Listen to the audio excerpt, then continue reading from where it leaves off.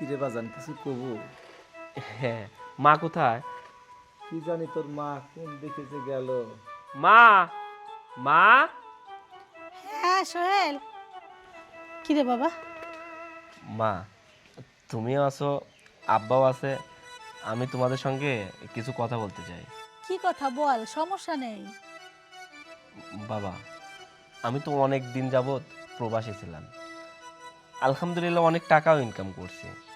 জানো বাবা, প্রবাসে না অনেক কষ্ট। আমার না এই কষ্ট করতে আর ভালো লাগে না। তাই আমি বলতেছিলাম কি, যে এবার আর আমি আর প্রবাসে যাব না, দেশেই একটা কিছু করব। দেশে তো অনেকেই অনেক ধরনের ব্যবসা বাণিজ্য করে, আমি একটা ব্যবসা বাণিজ্য করব আর প্রবাসে যাব না। আর আমি তো আলহামদুলিল্লাহ অনেক টাকা ইনকাম করছি, ওই টাকা দিয়ে যদি দেশে একটা ব্যবসা করি তাহলে আল্লাহর রহমতে আমাদের আর অভাব থাকবে না। তারপরে আমার একটা ভাই আছে, সেও তো বেকার ঘুরে বেড়ায়, তারও তো একটা কিছু করার দরকার। আমরা দুই ভাই মিলে যদি একটা ব্যবসা করি তাহলে তো আমাদের আর অভাব থাকবে না। কি বলো বাবা?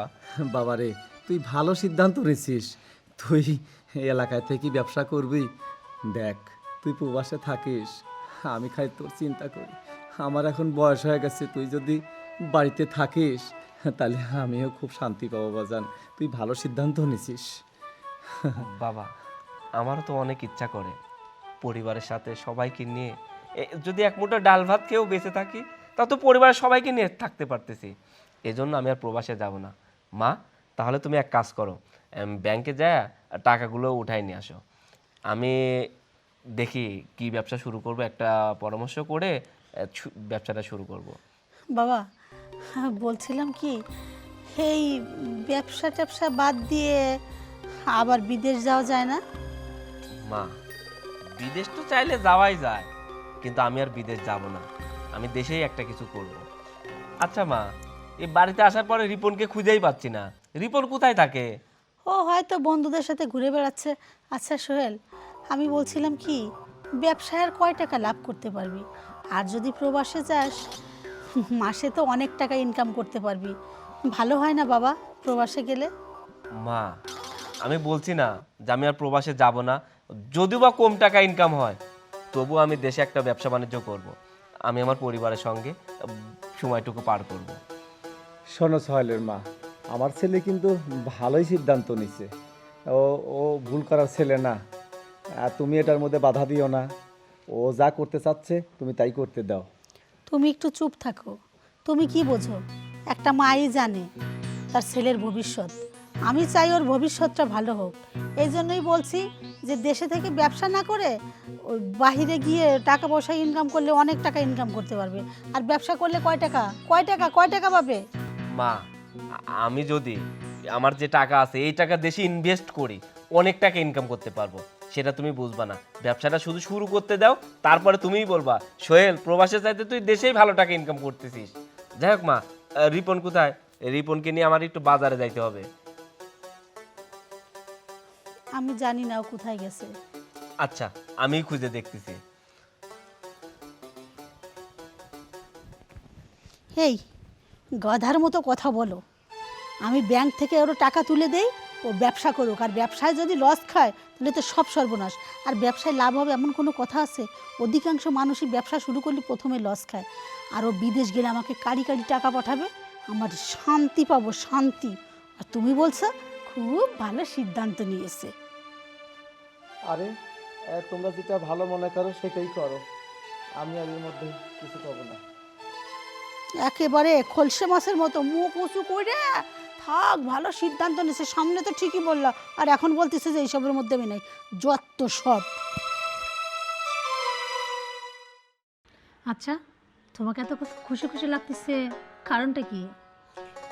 কারণ তো অবশ্যই একটা আছে। জানো, আমি একটা সিদ্ধান্ত নিয়ে ফেলছি। কি সিদ্ধান্ত? আমি আর প্রবাসে যাব না। ফাজলামি করতেছো? সত্য কথা বলছি, আমি আর প্রবাসে যাব না। সত্যি তুমি দেশে থাকবা? হ্যাঁ হ্যাঁ। শোনো, তুমি যদি দেশে থাকো না, আমার চেয়ে বেশি খুশি আর কেউ হবে না। আমি তো চাই, আমার এত টাকা পয়সার দরকার নেই, তুমি দেশে থাকো, কিছু একটা করো, আমার তাতেই চলবে। আমিও সেটাই ভাবছি। জানো, প্রবাসে না অনেক কষ্ট করে টাকা উপার্জন করতে হয়। আমার আর প্রবাসে কাজ করতে ভালো লাগে না। তাই আমি ভাবছি দেশেই একটা কিছু করব, আমি আর প্রবাসে যাব না। সবই তো বুঝলাম, কিন্তু বলছি কি, তুমি যে এই সিদ্ধান্ত নিচ্ছ, বাবা মাকে কিছু জানাইছো? আমার তো মনে হয় বাবা মা রাজি হবে না। না, মা বাবা দুইজনকেই বলছিলাম, সত্যি বলছো? কি বলছে? কিন্তু বাবা তোমার কথা শুনে অনেক খুশি, কিন্তু মার মনটা বেজার হয়ে গেল। আমি একটা জিনিস বুঝলাম না, আমি প্রবাসে যাব না এটা শুনে মা কষ্ট পাচ্ছে কেন? মার তো কষ্ট পাওয়ার এই জায়গায় কিছু নেই।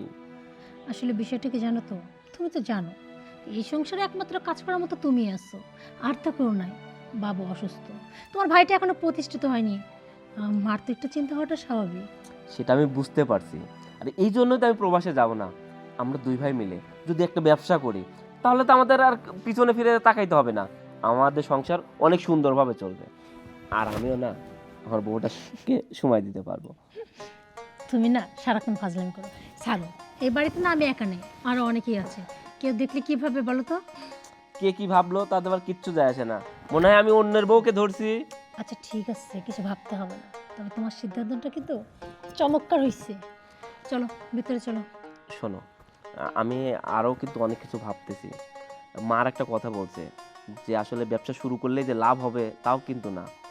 তাই আমি ভাবতেছি আমার অনেক কয়েকটা ফ্রেন্ড দেশে ব্যবসা করে, ওদের থেকে যদি একটা আইডিয়া নেই তাহলে মনে হয় বিষয়টা ভালো হয়। তা অবশ্য তুমি ভালো করছো, এক কাজ করো, তুমি ওদের সবার সাথে একটু যোগাযোগ রাখো, দেখো কি বলে। তুমি ঠিকই বলছো, আমার ফ্রেন্ডের সঙ্গে কথা বলে আমি বিষয়টা আরও ক্লিয়ার হয়ে নিব। সব ঠিক আছে, আমি বলি কি, হাত ধরে বসে থাকা বাদ দাও, যাও বাজারে যাও, একটু বাজারের ব্যবস্থা করো। বুঝোই তো, বাড়িতে রান্নাবাড়া করতে হবে, সেরকম না বাজার পাচ্ছি না। একটু গল্প করার টাইমই পাই না, তুমি শুধু আমাকে শুধু এদিকে ওদিকে পাঠিয়ে দাও। সারা রাত করে আছে না, সারা রাত গল্প করবো। যাও তো, উঠো। যাই, আমিও যাই, রান্নাবান্নার জোগাড় করি। আচ্ছা, এই যে সারা দিন তুমি চেয়ারে বসে একটা লাঠি নিয়ে বসে থাকো, হ্যাঁ? ডাক্তার কি বলছে তোমাকে? একটু হাঁটাচলা করতে বলছে। হাঁটাচলা করলে একটু রক্ত চলাচল করবে, রক্তটা টান হবে, তা না হলে তো আরও বেশি অসুস্থ হয়ে যাবে। ডাক্তার তো বলছে হাঁটা চলার কথা, কিন্তু আসলে তো আমি পারি না। হাঁটতে লাগলে যে কি কষ্ট, এটা তো ডাক্তার তো জানে না, তুমিও তো বুঝবে না। না, আমিও বুঝি না। ডাক্তার তো ভাত খেয়ে মানুষ হয় নাই, ও ছাই খেয়ে ডাক্তার হয়েছে। হ্যাঁ, তুমি চেষ্টা করবা না কিছু না, আর বসে বসে লেকচার দিবা যে ডাক্তার। তোমরা কি শুরু করিস? কি হয়েছে বাপ, বল। কি শুনতেছি, কি করতেছ তোমরা? কি শুনছিস? তুই বলে টাকা পয়সা সব বড় ভাই দিয়ে দিচ্ছ। আচ্ছা, এই কথাটা তোকে কে বললো? আমি বাড়ির থাকি রে বলে কোনো খবর রাখি না আমি, না? আচ্ছা, তোর কি মাথা খারাপ হয়ে গেছে? হ্যাঁ, এত কষ্ট করে আমি খেয়ে না খেয়ে টাকাগুলো জমাইছি ওর ব্যবসা করার জন্য। হ্যাঁ, শোন, তুই হলি আমার পেটের ছেলে, আর ও হলো আমার সৎ ছেলে। আমার যত কষ্ট তো তোর জন্যে, আমি ওকে টাকা দেবো কিসের জন্যে? শোনো, ওসব ভুলভাল কথা কিন্তু আমাকে বুঝায় না, কই দিলাম। ওই যে ভালো কথা বললাম আর ভুলভাল। শোন, একটা কথা মনে রাখ, ওকে যদি আমি ব্যবসা করতে টাকা দেই, ও ব্যবসা কি লাভ করতে পারবে বাংলাদেশে? বাংলাদেশে কি ব্যবসা আছে? তার চেয়ে বরং ও বাইরে ছিল, আবার বাইরে চলে যাক, মাসে মাসে মোটা অঙ্কের টাকা পাঠাবে, আর আমার ব্যাংকের অ্যাকাউন্টও আরও বেশি ভারী হবে। আর ভবিষ্যতে ওই টাকাগুলো তো তোরই, আমি কি ওর জন্য গুছাচ্ছি নাকি? এবার বুঝতে পারছিস? বুঝছি। তাহলে চুপ করে থাক। আমার তো যত কষ্ট তোর জন্যে, তোর ভবিষ্যৎ ভালো করার জন্যই আমি সব কিছু গুছাচ্ছি। আর সোহেলকে আমি কেন এই টাকা পয়সা দিতে যাব? সোহেলের মা, তুমি সব কি করছো? সোহেল প্রবাস থেকে টাকা পয়সা পাঠায় আর তোমার অ্যাকাউন্টে জমা হয়, আর আমার ছেলে সোহেল ব্যবসা করবে আর তাকে তুমি ব্যবসা করতে দিবে না, টাকা পয়সা দিবে না। তুমি এসব কি ষড়যন্ত্র করতে চাও? এটা কি তুমি ঠিক করতে চাও? এই, তুমি একদম চুপ থাকবে, একটা কথা বলবে না। এই, এত কষ্ট করে খাইয়ে রাখিয়ে টাকা গুছাচ্ছি কি সোহেলের ব্যবসা করার জন্য নাকি? আর আমার ছেলেটা সাগরে ভাসবে? সারাদিন বসে থেকে রান্না করা খাওয়া পাও আর খাও। ফারদার কোনো দিন যদি আমাদের মা ছেলের কথার মধ্যে নাক গলাইছো, তোমার কিন্তু এই বাড়ির ভাত বন্ধ, মনে রাখো। এই বাড়ির ভাত বন্ধ? তুমি আমার বাড়িতে ভাত বন্ধ করে দিবে? হ্যাঁ, আমি আমার ছেলের কামাই খাই, সোহেলের কামাই খাই, তুমি ভাত বন্ধুদের কে? এই, তুমি এখনই আমার চোখের সামনে যাও, ঘরে যেয়ে ভদ্রলোকের মতো শুয়ে থাকো, যাও। আচ্ছা, তোমার যেটা ভালো তোমার সেটাই কর, এর মধ্যে আমি আর কিছু বলতে আসবো না। শোন, সোহেলকে প্রথমে খুব ভালো করে বুঝাবো। যদিও বিদেশে যায় তো খুব ভালো কথা, আর যদি না যায়, সোজা আঙ্গুলে যদি ঘি না ওঠে, আঙ্গুলটা কিভাবে বাঁকা করে ঘি তুলতে হয় তোর মা খুব ভালো করেই জানে। বাবা, তোর মুখটা একেবারে শুকনা লাগছে, মনে হয় কিছু খাসনি। চল তো চল, খাবার দেবো, চল আয়।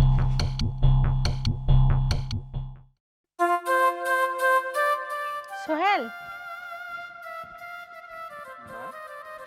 বাবা কই যাস? মা, আমি একটু যে বাজারের দিকে যাচ্ছি।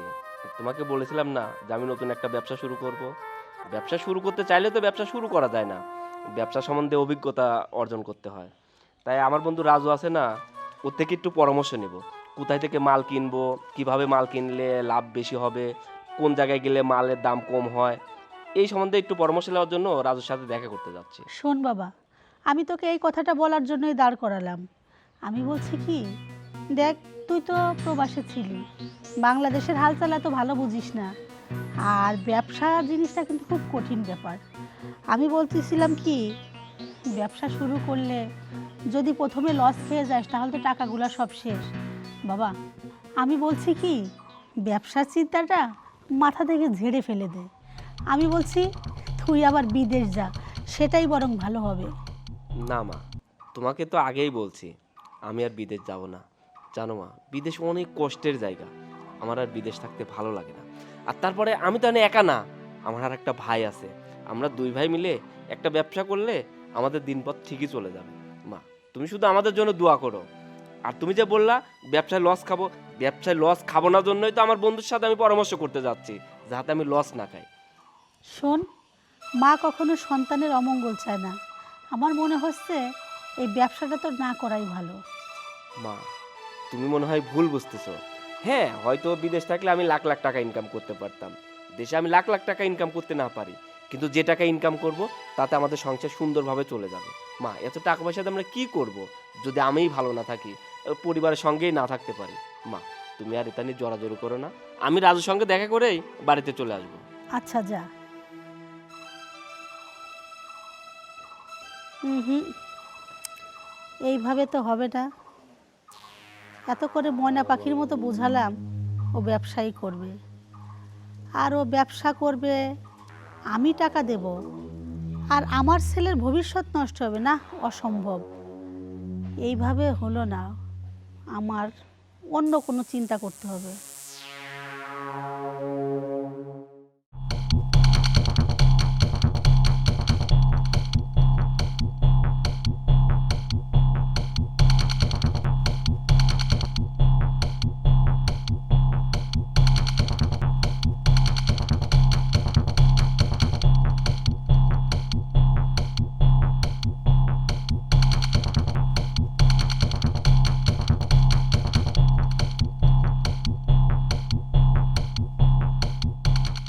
সোহেল, সোহেল, কি হয়েছে আম্মা? আপনার ছেলেকে ডাকছেন কেন? বোমা, সোহেল কই? ও তো ভিতরে শুয়ে আছে। ওকে তাড়াতাড়ি রেডি হতে বলো। কোথায় যাবে রেডি হয়ে? আরে রিপনের জন্য মেয়ে দেখতে যাব। এটা তো খুব ভালো খবর।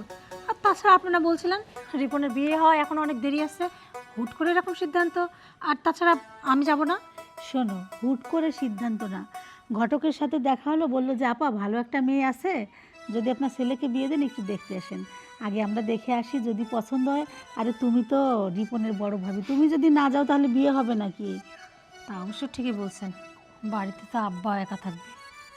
হ্যাঁ, এই জন্যই তুমি আজকে থাকো, তোমার শ্বশুরকে একটু দেখাশোনা করো, সোহেলকে তাড়াতাড়ি রেডি হয়ে বের হতে বলো। আচ্ছা ঠিক আছে, আমি আপনার ছেলেকে রেডি হওয়ার কথা বলছি, আপনারা যা রেডি হন। আচ্ছা, আমিও রিপনকে রেডি হতে বলি। হ্যাঁ বৌমা? আচ্ছা। আচ্ছা যাও। মা, হ্যাঁ। আমরা পাকা রাস্তা দিয়ে না যাই, এই জঙ্গলের মধ্যে দিয়ে যাচ্ছি কেন? আরে বাবা, এটা শর্টকাট রাস্তা।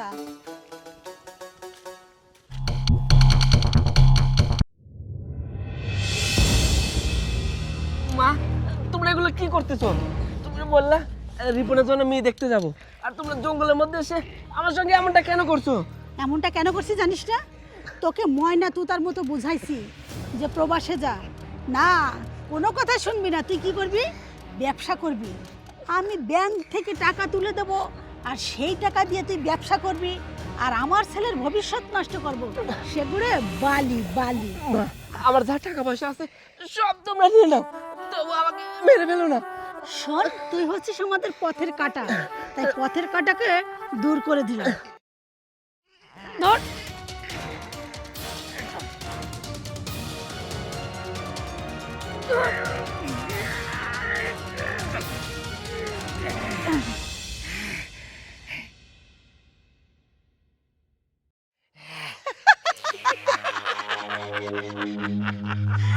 পথের কাঁটা শেষ।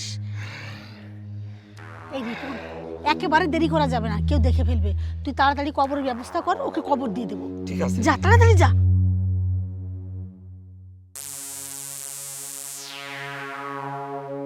আপদটা দূর হয়েছে, কত করে বুঝাইছি যা প্রবাসে যা, না ব্যবসা করবে এবার, যা উপরে গিয়ে ব্যবসা কর। কি ব্যাপার, রিপন আসছে না কেন? কাম সব রেডি। ধর তাড়াতাড়ি ধর।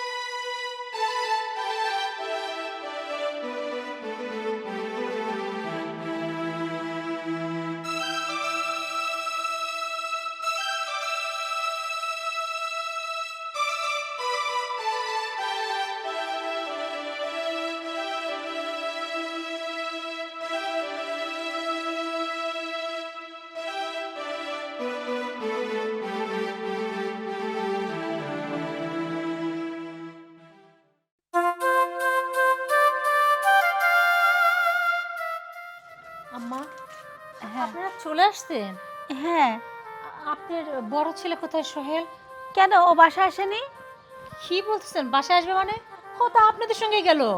এই দেখো, আমি তো এতটা ভাবি নাই, আমি তো মনে করছি ও বাসায় চলে আসছে, এখনো বাসায় আসেনি, ফোন বন্ধ আসলে।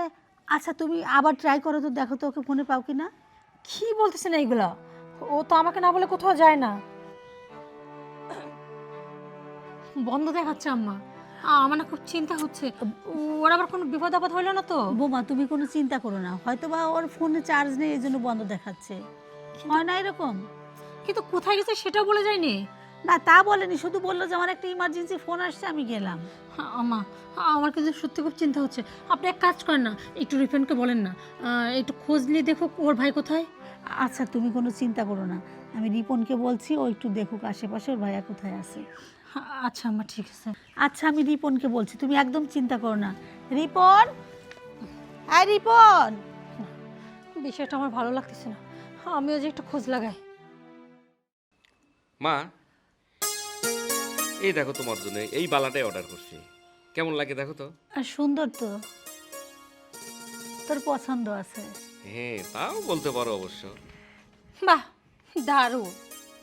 হ্যাঁ, 2টা দিন হলো আপনার বড় ছেলেকে খুঁজে পাওয়া যাচ্ছে না। হচ্ছে মাসালে দেখেন অনলাইনে শপিং নিয়ে ব্যস্ত আছেন। কি লজ্জা লাগে না আপনাদের? আপনাকে মানুষ, এক একটা স্বভাব মানুষ। এই কি বলতে চাও তুমি? হ্যাঁ আমি কি বলতে চাই, আপনি বোঝেন না? এখন তো আমার রীতিমতো সন্দেহ হচ্ছে আপনারা দুইজনে আমার স্বামীর সাথে কিছু একটা করছেন। আপনি সুন্দর করে কি বললেন, মেয়ে দেখতে যাবেন, তাই বলে আপনি শুল্ক বাড়ি থেকে নিয়ে গেছেন। সত্যি করে বলেন, আমার স্বামী কোথায়? এই তুই বল, আমার স্বামীর সাথে কি করছিস? হ্যাঁ, এই চুপ, একদম গলা উঁচু করে কথা বলবে না, গলা নিচে নামিয়ে কথা বলবে। কেন কেন গলার নিচে নামে কথা বলবো? শুনুন, সত্যি সত্যি যদি আপনারা ভালো ভালো না বলেন যে আমার স্বামী কোথায়, আমি কিন্তু আপনাদের মামলা করবো। বলেন কি করছেন আমার স্বামীর সাথে? মামলা করবে? করো। তোমার স্বামীকে মেরে আমরা জিন্দা কবর দিয়েছি, কি করবে? পুলিশে যাবে, থানায় যাবে, যাও। কি বললেন আপনি? কি বললেন? কি বলছো? আপনি কি বললেন? আমার স্বামীকে মেরে জিন্দা কবর দিয়েছেন মানে? সত্যি করে বলেন আম্মা, সত্যি আপনারা আমার স্বামীর সাথে এটা করছেন? এই মা, এগুলা কি বলতেছে? সত্যি কি এরকমটা করছে? কেন অবিশ্বাসের কি হলো? তুমি জানতে চাইছো, তোমাকে জানাই দিলাম। কি করবো আমি? আপনাদের কাউকে ছাড়বো না, কাউকেও না। আমি আপনাদের নামে মামলা করব, কঠিন শাস্তি দেওয়ার ব্যবস্থা করব, আপনাদের ফাঁসির ব্যবস্থা করব। কি করবি? ফকিন্নির বাচ্চা, ফাঁসির ব্যবস্থা করবি, থানায় যাবি, মামলা করবি? তোর এত বড় স্পর্ধা কোথায় পাইছিস? অবশ্যই করব। আপনারা যেটা করছেন না, আপনাদের কাউকে ছাড়বো না। শোন, ভেবেছিলাম এই বাড়িতে তোকে রাখবো, কিন্তু তোর যে মুখের ভাষা বের করছিস আজকে, এই বাড়ি থাকা তো দূরের কথা, এই বাড়ির নাম নিশানা তোকে বলে দেবো। বের হ, এক্ষুনি বের হয় বাড়ি থেকে, বের হ। আমি এখান থেকে কোথাও যাব না, এটা আমার স্বামীর ভিটা। এই স্বামীর ভিটা, যা স্বামী নাই তার স্বামীর ভিটা, বের হ, বের হ, আমার বাড়ি থেকে বের হ। তুমি হ্যাঁ আমি। তবে ঠিক আছো তো? তোমার কিছু হয়নি তো? না, আমার কিছু হয়নি। কি মা, আমাকে দেখে আশ্চর্য হচ্ছ তাই না? যে একজন মানুষকে জিন্দা কবর দিলাম, সে কিভাবে ফেরত আসলো, তাই না? মানে তুই এখানে? হ্যাঁ, এটা কি করে সম্ভব? হ্যাঁ রিপন, হ্যাঁ, আমরা না ওকে জিন্দা কবর দিলাম, ও কিভাবে আসলো এখানে? কেন, যেভাবে দেখছেন ঠিক সেভাবে। কথা আছে না, রাখে আল্লাহ মারেকে। কি ভাবছিলেন? হ্যাঁ, আপনারা প্ল্যান করে আমার স্বামীকে রাস্তা থেকে সরানোর চেষ্টা করবেন, আর সত্যি সেটা হবে। ওই উপরে এক আল্লাহ আছে, সে আর যাই হোক কারোর সাথে অন্যায় হয়তো কখনো দেয় না। কিন্তু হ্যাঁ, আমার তো বিশ্বাস হচ্ছে না, ও ফিরে আসলো কিভাবে? এটা কি করে সম্ভব হতে পারে? কি করে সম্ভব? তাহলে শুনবেন, তাহলে শোনেন।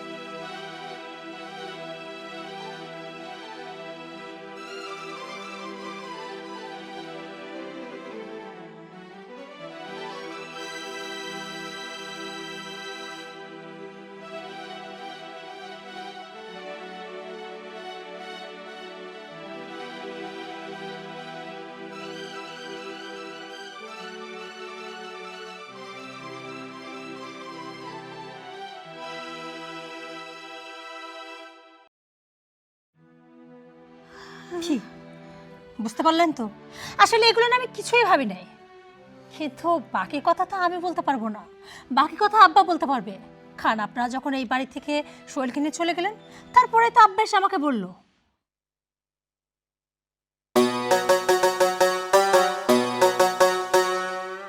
রিপন, কি মা? শোন, তোর সাথে কথা আছে। কি কথা? কথাটা হলো কি, আমি সোহেলকে অনেকভাবে বুঝাইছি, কোনো কাজ হলো না। ওর কথাই একটা, ও ব্যবসা করবে। শোন, ও যদি ব্যবসা করে আর ওকে যদি আমি টাকা দিই, তোর ভবিষ্যৎটা হবে অন্ধকার। শোন, এভাবে তো হবে না, অন্য কোনো প্ল্যান করতে হবে। তাহলে কি করবো মা? শোন, এই বাড়ি থেকে তো কিছু করা যাবে না, ওকে যেভাবে হোক এই বাড়ির বাহিরে নিতে হবে। তারপরে মাঝ রাস্তায় গিয়ে ওকে ফিনিশ করে দেব। তারপরে কি করব জানিস? ওকে জিন্দা কবর দিয়ে দেব। এটা কিভাবে সম্ভব মা? চুপ থাক, তোর মাথায় তো গোবর ভরা, তোর কিচ্ছু করতে হবে না। যা করার আমি করব, তুই শুধু আমার সাথে থাকবি। ঠিক আছে। যা, এখন যেখানে যাচ্ছিস যা। ছেলের মাথা একেবারে গোবর ভরা, কিচ্ছু বোঝে না।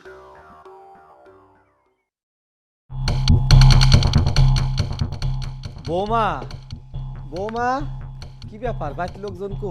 কি হয়েছে আব্বা, কোনো কিছু দরকার? হ্যাঁ দরকার। ইয়াকো তোমার শাশুড়ি, আবার সহেল, এরা সব কো? কেউ তো বাড়িতে নেই আব্বা। বাড়িতে নেই মানে? এ বাবা, আপনি কিছু জানেন না? আপনাকে কি আম্মা কিছু বলেনি? না তো, কিছু তো কয় নেই। এই দেখেন, আম্মা মনে হয় ভুলে গেছে, রিপনের নাকি বিয়ে ঠিক হয়েছে এক জায়গায়, সুন্দর একটা মেয়ের খোঁজ পাইছে, তাই আম্মা আসলে ওই রিপনের সম্বন্ধ করার জন্যই গেছে। সহেলকে সাথে নিয়ে গেছে? হ্যাঁ, আসলে আমিও যাইতে চাইছিলাম, আম্মা বলতেছিল বৌমা তোমার শ্বশুর বাড়িতে একা থাকবে, আর সোহেল আমরা যাই, বিয়ে ঠিক হলো তখন তুমি আর তোমার শ্বশুর যাইও। তুমিও রেডি হয়েছিলে যাওয়ার জন্য, তোমাকে নেয় নাই? আপনি রয়েছেন বাড়িতে, আমি কিভাবে যাই বলেন তো? সর্বনাশ, তুমি এটা কি করছো? কেন বাবা? এই কতক্ষণ আগে গেছে? আরে এই তো 5-7 মিনিট হলে বের হইছে। না, ওদের কিন্তু মন মন্তব্য ঠিক নাই। ওরা কিন্তু সোহেলকে কিন্তু মেরে ফেলবি। তুমি তাড়াতাড়ি যাও তো, 5 লাখ ওদের পিছনে লাগো। কি বলতেছেন এইগুলা? সোহেলকে কেন আম্মার ইটো মিলে মারবে? হ্যাঁ হ্যাঁ, তুমি দেরি করো না, তুমি যাও, তুমি যাও, কত দূর গেছে যাও, তুমি যাও। আচ্ছা ঠিক আছে, আপনি নিজে খেয়াল রাখেন। হ্যাঁ আমি দেখছি। আল্লাহ, এটা আমি কি শুনলাম? হ্যাঁ? তুমি তাড়াতাড়ি যাও।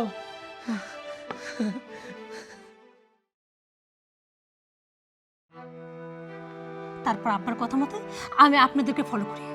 সত্যি যদি আব্বার কথা মতো আপনাদেরকে ফলো না করতাম, তাহলে হয়তো আজকে সোহেল আমার কাছে থাকতো না। কিন্তু আমার একটা প্রশ্ন, তুমি যেই মার জন্য এতটা পাগল, এতটা ভালোবাসো, অথচ সেই মা এত জঘন্য, এত নিচে কিভাবে নামতে পারলো? হ্যাঁ, তুমি ঠিকই বলছো। এই মায়ের জন্য আমি কি করে নাই? ওই দূরপ্রবাসে এত কষ্ট করছি, মা যা বলছে আমি তাই শুনছি। আমি কখনোই ভাবি নাই যে উনি আমার সৎ মা। তুমি জানো, খুব ছোটবেলায় যখন আমার মা মারা যায়, আমি বাবার কাছে শুধু মা মা করে কান্না করতাম। বাবাকে বলতাম, বাবা তুমি আমার জন্য একটা মা এনে দাও। বাবা আমাকে বলতো, বাবারে মায়ের কথা বলিস না, তোর মা তো উপরে চলে গেছে, আর তোর জন্য যদি আরেকটা মা আনি, তোকে কখনো ভালোবাসবে না, তোকে অত্যাচার করবে, তোকে ঠিক মতো খাইতে দেবে না, তোকে নির্যাতন করবে। আমি বাবাকে বলতাম, বাবা মা যতই আমাকে খারাপ ভাবো, আমি তো মা পাবো। মা যদি শাসন করে, মা যদি আমাকে নির্যাতন করে, তবু আমার মা লাগবে, আমি তার থেকে মা বলে ডাকতে পারবো। শুধু আমার জন্য, শুধু আমার জন্য আমার বাবা আপনাকে এই বাড়িতে বউ করে আনছে, আমি যেন মায়ের জন্য কান্না না করি। আমি কখনোই ভাবিনি আপনি আমার সৎ মা। আমি আপনাকে নিজের মায়ের মতো ভাবতাম, কিন্তু তুমি আমাকে কখনো সন্তান বলে স্বীকারই করো। আমি ওই দূরপ্রবাসে এত কষ্ট করে টাকা উপার্জন করেছি, সেই টাকা আমি তোমার অ্যাকাউন্টে পাঠাইছি। আমার বউ আমাকে বলছিল, আমার নামে অ্যাকাউন্ট করো, আমার নামে টাকা পাঠাও। আমি বলছি না, পৃথিবীতে মা হচ্ছে সন্তানের সবচাইতে নিরাপদ জায়গা। আমি আমার মায়ের আসলে নিচে থাকতে চাই। আমি আমার টাকা আমার মায়ের অ্যাকাউন্টে পাঠাবো। আমার সমস্ত টাকা আমি তোমার অ্যাকাউন্টে পাঠাইছি। আর আমার ভাই, আমি কখনোই তো তোমাকে শ্রদ্ধাই মনে করিনি। আমি ভাবছি তুই আমার আপন ছোট ভাই, আর তুই কি করলি? তুই আমাকে জিন্দা কবর দিয়ে দিলি, আর তোরা ভাবলি যে আমার টাকা পয়সা আমি নিয়ে তোদেরকে কিছু দিব না।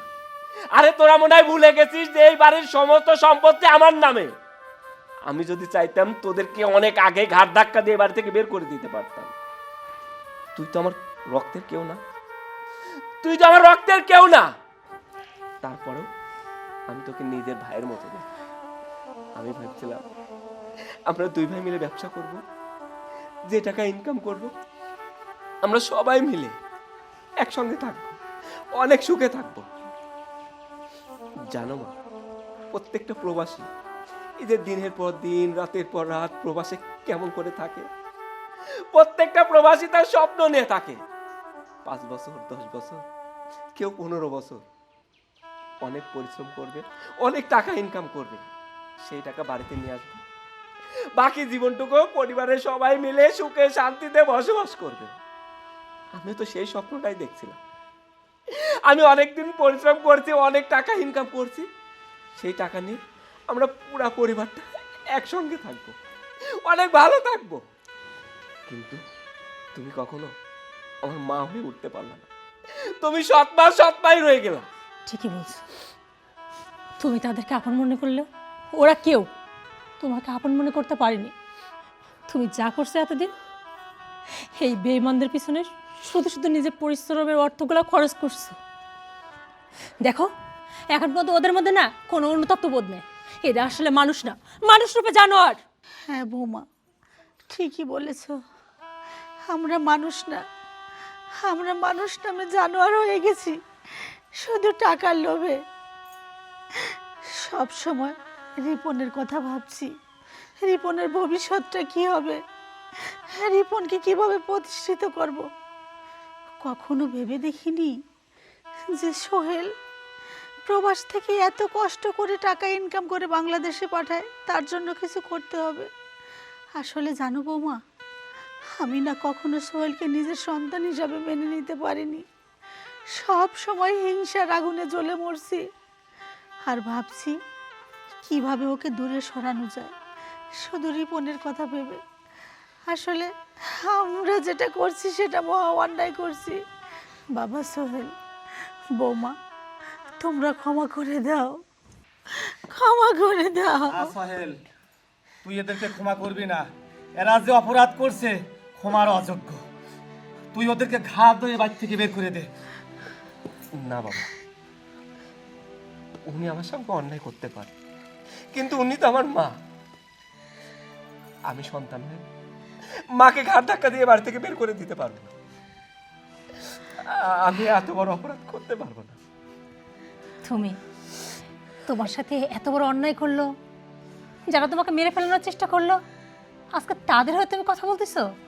এই যে দেখেন, এই যে দেখেন, যাকে এতদিন আপনার সৎ ছেলে ভাবছিলেন না, সেই ছেলে এত কিছুর পরেও আপনাকে মা বলতেছে, আপনাকে বের করে দিতে পারবে না বলতেছে। আজকে যদি আপনার ছেলের জায়গায় আপনার আপন ছেলে হইতো না, তবুও ঘাট ধাক্কা দিয়ে বের করে দিত। বৌমা, তুমি আমাকে আর লজ্জা দিও না। বাবা সোহেল, সোহেল।